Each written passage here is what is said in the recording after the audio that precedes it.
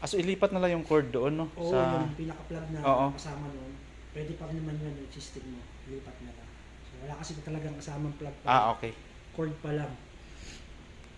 Ground, neutral, heat. So, ito yan. Ito ka nasaksak yung Ayan.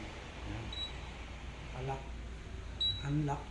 Pero ito yung pinaka on and off power mo. Ito. Ito. Same pa rin naman yan. Alam naman siguro nang gagamit yan, no? So, may power naman. Ayan. Gumagana naman lahat.